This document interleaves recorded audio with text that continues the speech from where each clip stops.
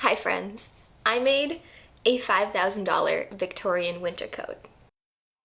Have you ever wanted to be that person walking down a dimly lit street in the middle of January wearing a long black Victorian coat that makes people who don't know what they're looking at think, damn, that's a really nice coat, and makes people with a vast knowledge of tailoring and historical dress think, wow, that probably took a lot of hours of handwork. I used a combination of modern and historical techniques and materials to make this coat, and yes, couture tailoring techniques. So this is actually not the first time that I've made a late Victorian winter coat. The first one was this one, which I made about a year ago. This was my first historical sewing project, I think. So this coat is a little bit of a disaster when it comes to the collar and lapel. Clearly I didn't do any tailoring. I also didn't know how to cut a lapel, so this is just a scoop neck. And also, my collar has no stand, the stand being the part of the collar that goes up first next to your neck before this part comes down. That is non-existent on this coat. So, there's a lot to be learned from this. I did do like my first ever welt pockets on here.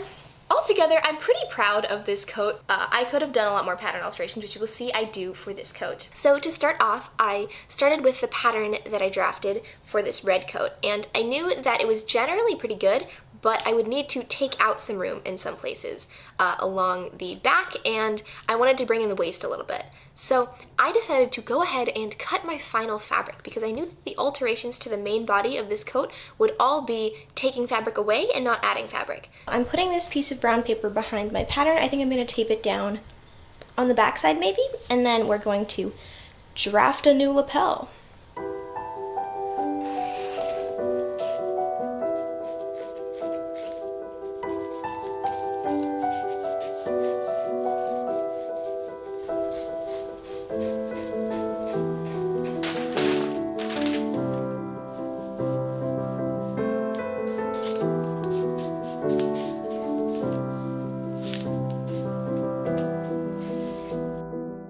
Let's talk about money for a sec. $5,000. Where does that come from? So I spent about $500 on materials, and then I estimated that I spent about 80 hours on this coat.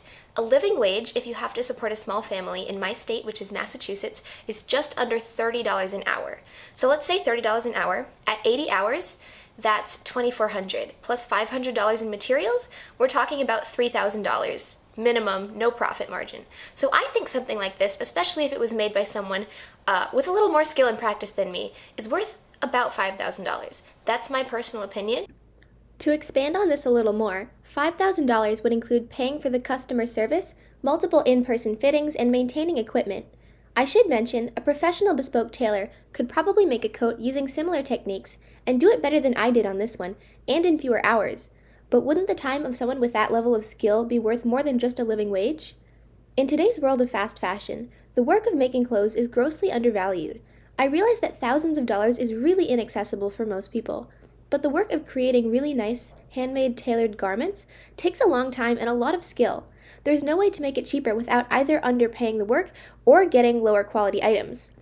Fast fashion tries to take high-end clothing and make it accessible to the masses, but in doing so, the construction and materials quality goes way, way down. And the fit, of course, is standardized. Corners are cut to make things cheaper and faster. The process of making really nice tailored garments simply takes a lot of time and skill. There's no getting around it. I will probably make a more in-depth video on my thoughts on fast fashion at a later date.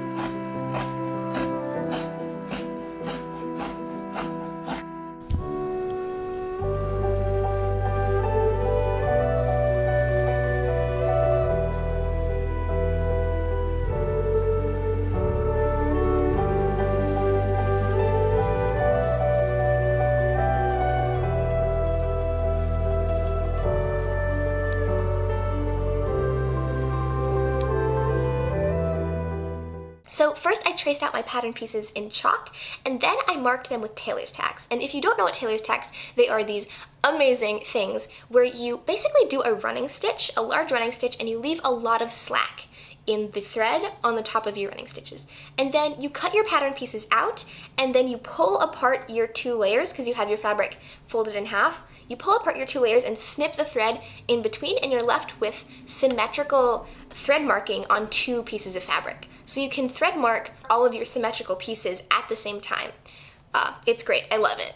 The fabric that I chose was a wool cashmere blend coating. One of the biggest regrets I have about my red coat is that this fabric is like a wool blend that I paid like $35 a yard for. It immediately pilled.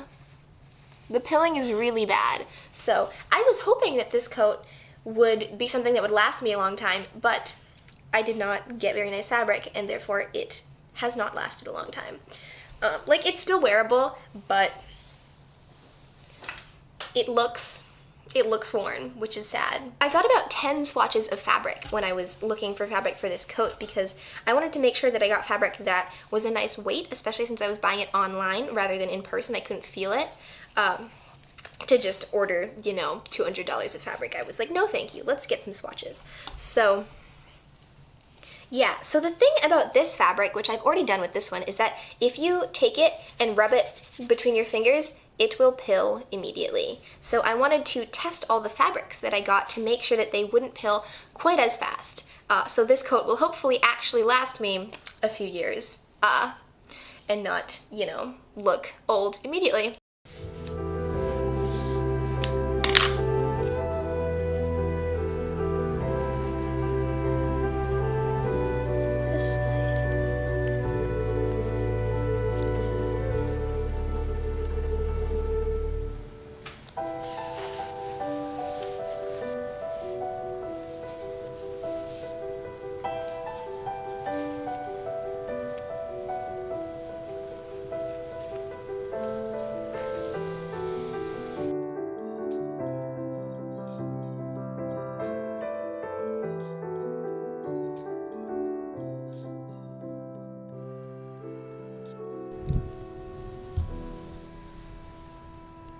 So I basted all of the vertical seams, including the bust darts and the shoulder seams, and I fit it, and I made alterations. Focus.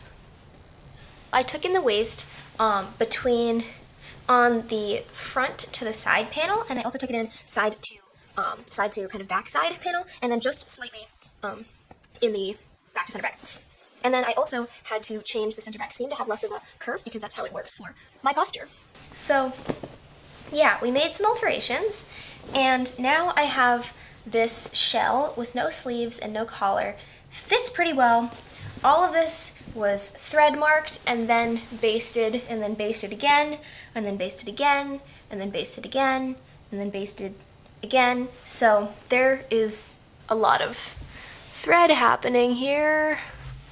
And then these threads, all of my thread marking threads.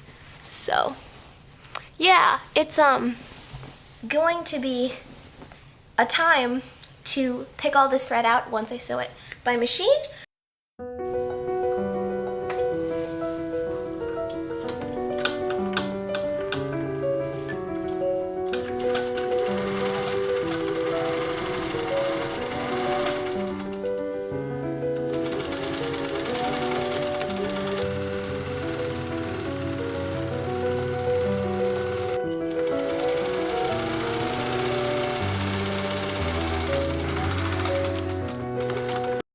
This is all the basting thread that I've picked out of the seams. So for the sleeves, I decided to draft an entirely new sleeve pattern. I drafted a two-piece tailored sleeve that had about 2/3 of the width in an upper piece and then 1/3 in an underarm piece. I cut this out of muslin fabric and basted it together and then basted it onto my coat to check the fit. So first try, sleeve actually looks pretty darn good. So to talk about sleeves a little bit, I did not do the sleeves on my previous Victorian coat very well. The goal of your standard kind of tailored sleeve, in my understanding, is that when the arm is relaxed fully, there is zero wrinkling happening in the sleeve, which means that the curve is correct for the arm, and it also means that the sleeve pitch is correct. And sleeve pitch is just the angle at which the sleeve is attached to the arm. So that will be slightly different for each person, but it's generally slightly forward. So it's kind of wrinkling a little bit, but it's generally not too bad. So I think I may just go with this pattern. It's hard to tell if this will be the right kind of tightness of sleeve with the thick wool fabric, but so far I think it seems pretty good. So I think if anything, my sleeve pitch is a little bit too back here and I need it to be forward a little bit. So right now the seam of the sleeve is a little bit behind the side seam here of the coat. So I think when I based on my final sleeves the first time, I'm going to line these two up. So this will be just slightly pitched forward a little bit more. I think it's also worth mentioning that there is a little bit of excess fabric up here. I think this is called the crown of the sleeve, and I'm actually thinking of leaving that in there because I think with the wool and also with more time, I kind of rushed this, I'll be able to ease this in, and if I do need to have a little bit of a gather here, I think that's okay because gathered sleeves or sleeves with a larger sleeve head are very Victorian. So even though I don't want giant puff sleeves because practicality and also that just doesn't really fit my style, I think the very slight puff sleeve definitely can work. So yeah, this is what I was talking about. The sleeves on this are pitched correctly and also just shaped correctly for being all the way out here, and also being very forward, which means that this coat is really, really comfortable for actually like physically working and having my arms like out in front of me doing things. But when they're hanging at my sides, there is some wrinkling happening on these sleeves. So even though I do really like this because it's just so comfortable for like putting your luggage up on the thing or just like being physically active, which I think we're used to being kind of constricted in coats, and it's really nice to have a coat where you just feel completely unrestricted. But that is because I made this sleeve head not quite as high and because I pitched it this way, and it doesn't look quite as nice relaxed. So I am changing my sleeves to be a nicer sleeve when relaxed, which will be slightly less comfortable for being more physically active, but I don't think it will be too much because I still have this really high cut armhole, which allows for a ton of movement. I went ahead and cut out my sleeves and the facing pieces for the front of the coat.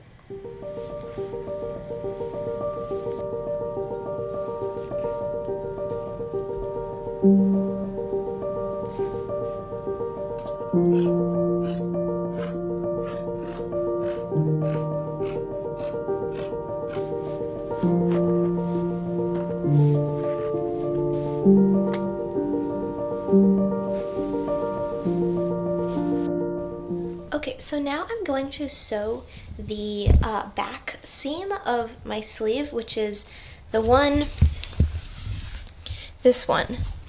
Not the one at the kind of underarm, but the one that is going to be here at the back. And I think what I'm supposed to do is ease slightly more fabric on this curve than on the curve on the under piece, just to help shape the sleeve a little bit more. So I'm going to try to do that as I sew.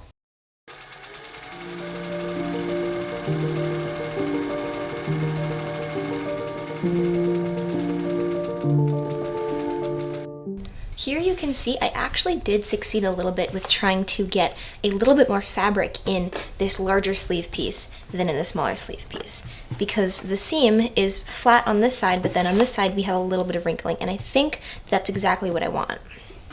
I should mention that I did this seam finish on the sleeve where you push both seam allowances to one side and then do a top stitch next to the seam. I also did this for all of the body construction seams. They're all pressed towards the center back, I think, except for the center back is pressed open. And I was unsure if this was historical, but I found this technique used in the book Authentic Victorian Dressmaking Techniques, so I think it's a go.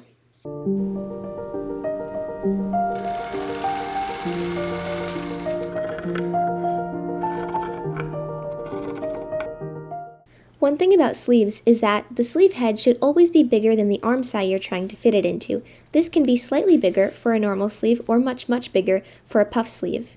So before basting my sleeve in, I did a running stitch along just the crown of the sleeve so that I could gather it down to help ease it into the arm side. Okay, so I've gone and basted on my first sleeve, and it looks pretty good, except for two things I want to change, which are right here, the fabric kind of folds, so I'm going to take off a little bit in the sleeve here, because it helps it lay nicer, and then I think I want this crown to be a little bit less, because I actually had to gather this. I don't know if you can see that, but yeah, I had to have the fabric fold on itself to make that work, so I think I'm going to trim down the sleeve head a little bit and trim down the front here, and then it'll be nice.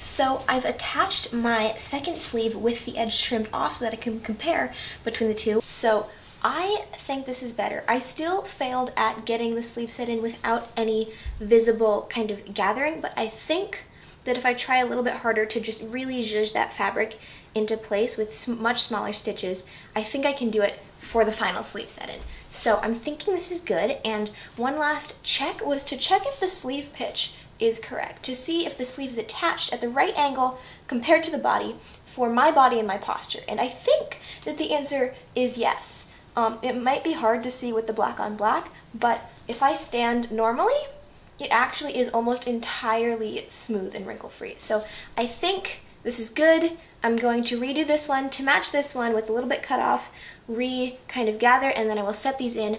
I'm thinking by hand because I'm not sure I trust myself with a machine to be this precise. Time to redo this sleeve, rebaste it on, and then we're sewing this, I think, by hand with back stitches.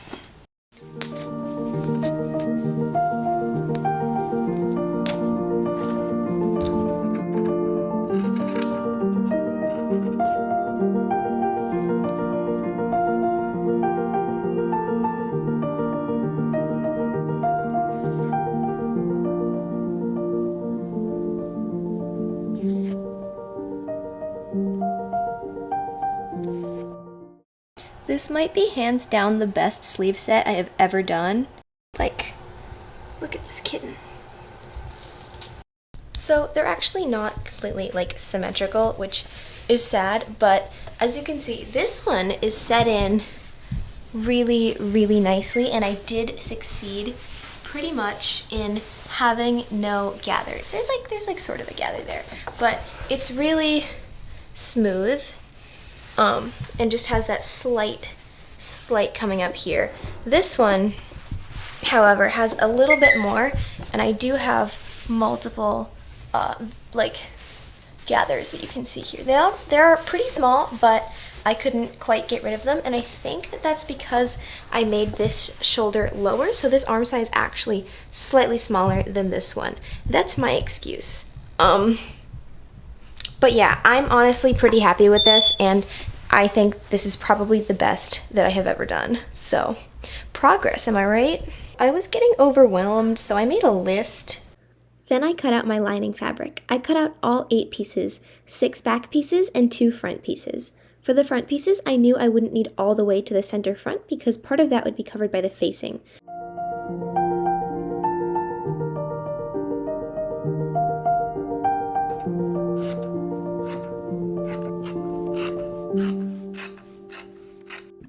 My lining fabric is this red bicolor jacquard lining. I love the tiny ladybugs it has. My goal for today is to sew all 5 welt pockets, 2 on the outside and 3 on the inside, and I'd be lying if I said I wasn't completely terrified.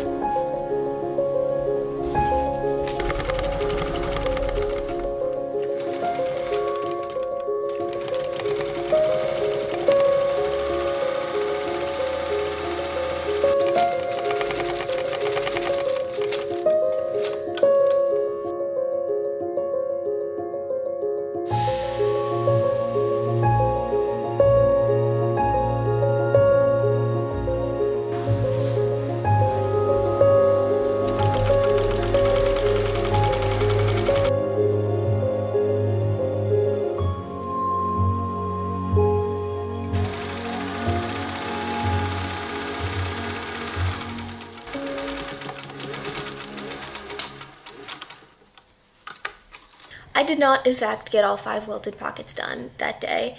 I couldn't figure out where to put the 2 lower welted pockets on the lining, so I decided to construct the lining so it'd be easier to see where those pockets needed to go. So I lost all of the footage of constructing the lining. Today I'm going to cut out the horsehair canvas for my lapel. And I decided not to do a full chest canvas and do all of the bust shaping and pad stitching on the chest, and that's for 2 reasons. One, I'm lazy and I don't want to learn how to do it, and 2, I have a body shape that I don't have a dip here from my shoulder to my bust because I am fairly muscular and I have a very high bust. So I can kind of get away without that because I get a smooth line here anyways, pretty much. But yeah, I also would just like this to be done soon.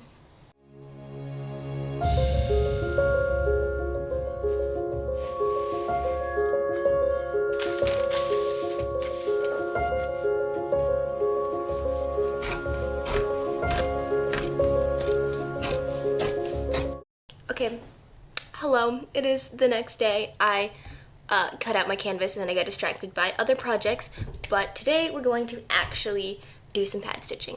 So I went back and revisited how to pad stitch things.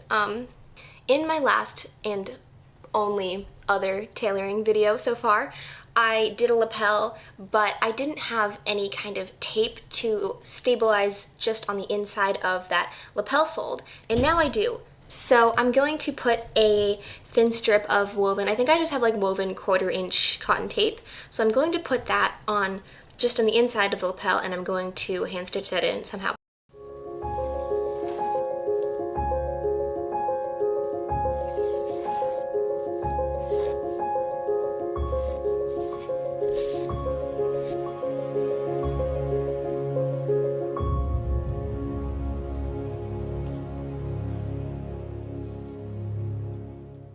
After basting my canvas on, I waxed a whole bunch of cotton thread.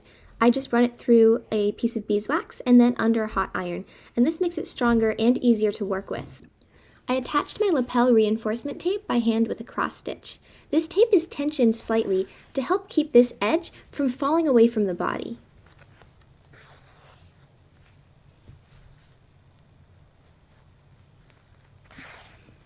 So then I began pad stitching, and if you're completely confused, I should probably explain what pad stitching is. Pad stitching is used in tailoring to create shape in garments. You create shape by attaching 2 layers in a curve, and then once you're done, the curve is retained because one side or one layer of the fabric is slightly longer than the other. So the fabric wants to stay in the curve shape. This is used on collars and lapels.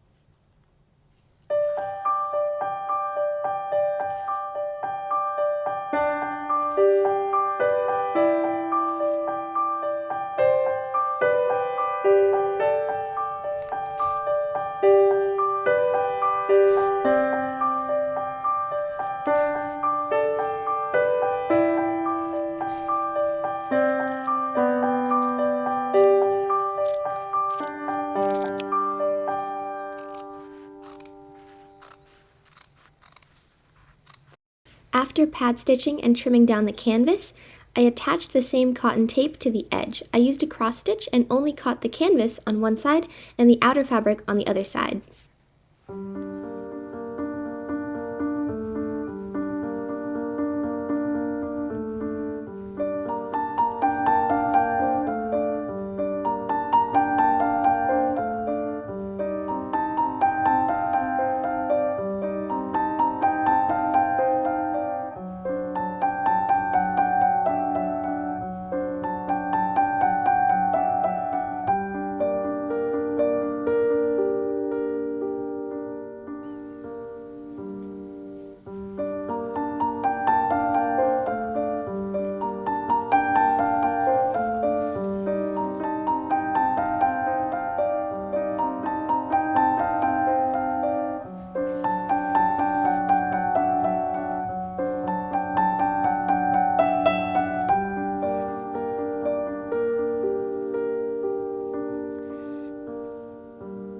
So I kind of debated doing a waist tape for a while. This fabric has a lot of stretch horizontally, along the cross grain. So I wasn't sure if I wanted to keep that stretch to kind of allow for like sitting and eating and just to like have stretch around the waist, but also because the skirt part is so heavy, I thought it might kind of just stretch out the waist just by hanging there. So I think I'm going to add a waist tape.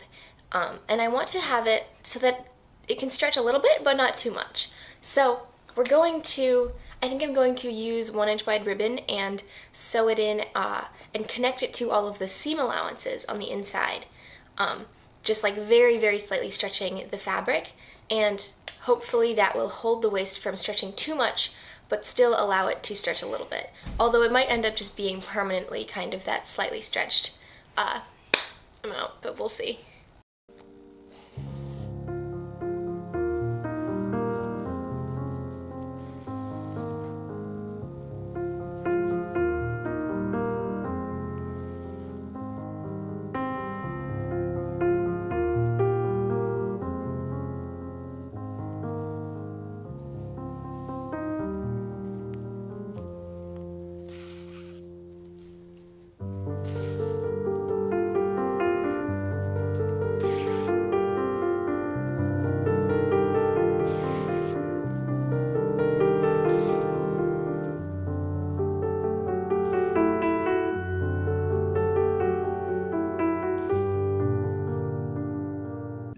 So the original collar pattern that I drafted was a fairly thin tailored collar.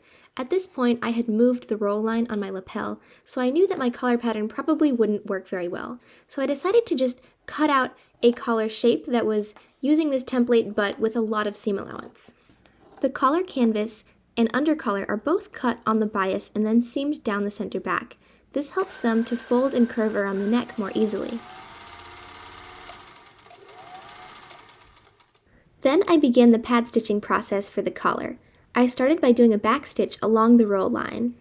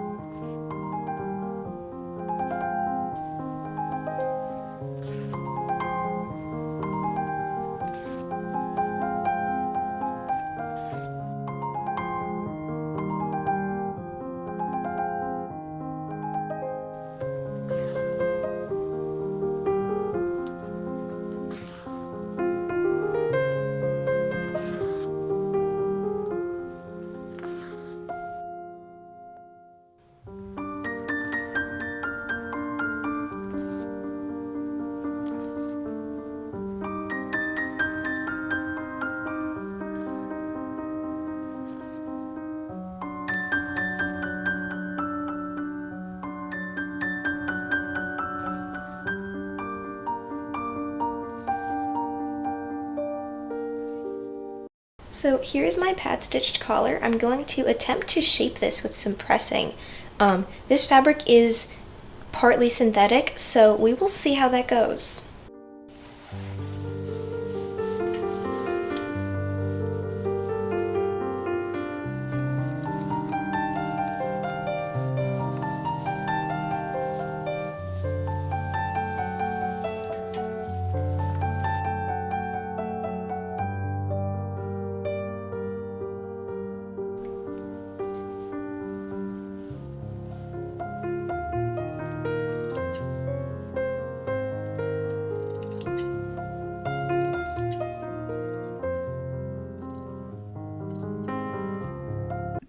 Then I turned under the bottom edge of my undercollar and basted it onto the neckline. If you want a more detailed explanation of this method of attaching a collar, you can check out my 1895 tailored waistcoat video, which will be linked in the eye in the top right corner. I started at the center back to line up the center back seams, and then I basted out on either side. So I've just tried this on and it looks really good. Really good. The collar is sitting really nicely. I basted the two sides slightly differently, so I think I know which one I like a little bit better, but yeah, I am very happy with this right now. I'm going to look at the basting and probably take it out and do it a little bit more precisely, because I think I didn't quite get the amount of ease in the garment compared to the collar the same on both sides. But I'm gonna do that, and then we will move on to constructing the upper collar and facing. So in addition to rebasting one half of the collar to the neckline, I also turned under and basted the edge of the undercollar and the edge of the front of the coat all the way down to the hem. Then I took the overcollar piece, which is the same as the undercollar but not cut as two separate pieces, and I draped it over the collar and basted it on, and then turned the edge under and basted it again. By doing all of this hand basting, I was able to allow whichever fabric was on the outside to show a little bit more, so that when you look at it from the edge, you see the outer fabric go around the edge, and then the seam between the outer fabric and the under fabric is a little bit more hidden. Okay, so last night I got the facing and the collar all basted on and in place, and for the collar and also down the entire front, I went and made sure that the fabric that's going to show on the outside is peeking out a little bit more so that the under fabric doesn't show at all. So I've both basted the edge here to show the outer fabric a little bit more, and also basted it in the rolled position to make sure that this outer fabric has enough extra fabric to go over that roll, because if you do it straight and then try to fold it, you're gonna have like excess fabric under here, puckering up, weird things going on. So I basted it in that rolled shape, and making sure that the outer fabric shows more all the way down here, and then switching to the opposite side after the lapel. So now I get to hand stitch all of these seams from the outside, which is very exciting.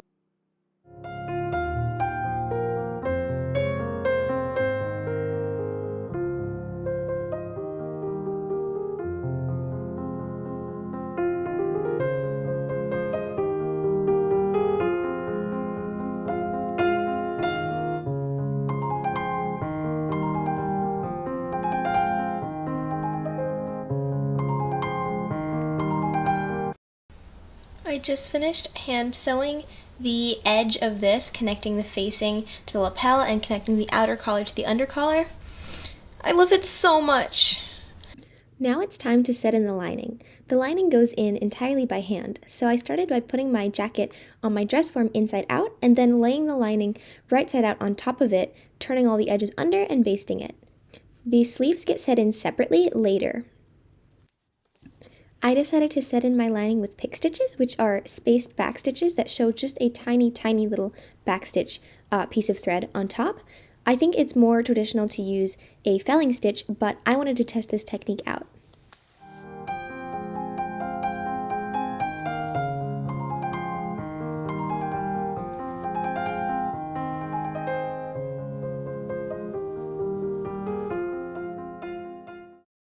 Okay, so I have the entire neckline to front facing pick stitched in. Focus. There we go. This is all pick stitched in. And then to do the sleeves, I'm putting this back on my dress form, and I'm going to drape the sleeves to try to match the curve up as best as I can, and then I'm going to baste and probably like whip stitch that in along here.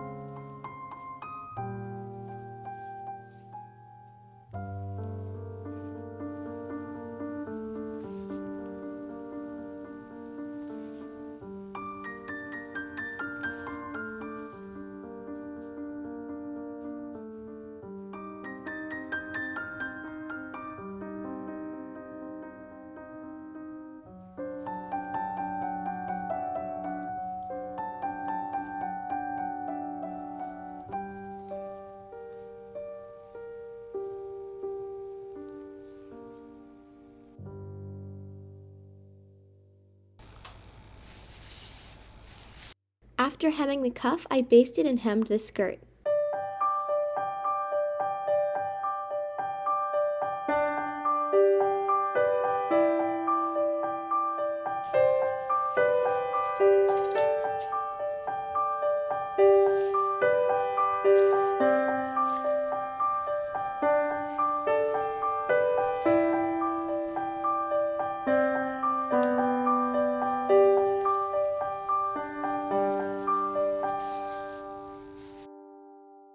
So I'm not sure how I lost the footage for this part, but I did 3 buttonholes in black silk twist by hand and attached 3 buttons that I covered in the same fabric.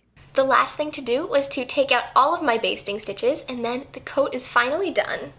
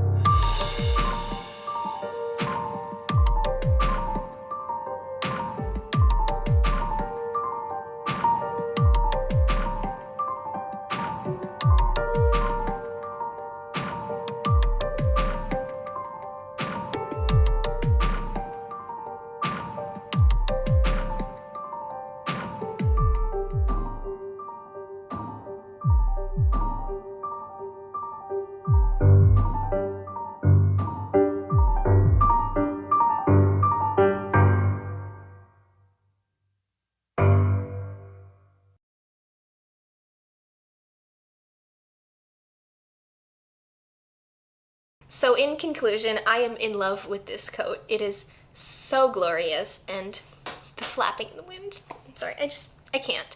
But yeah, it's really great. I'm really proud of it. A few things I messed up because can't do a project without messing up. The inner welt pocket on the breast I put too high, so it's not really functional. I actually originally had it in a place that I think would be functional, but then I looked at it and I was like, it's too low. Let me put it all the way up here. Bad choice. Also, all of my welt pockets are a little bit sloppy, which is not great. So in future projects, hopefully I will do nicer welt pockets.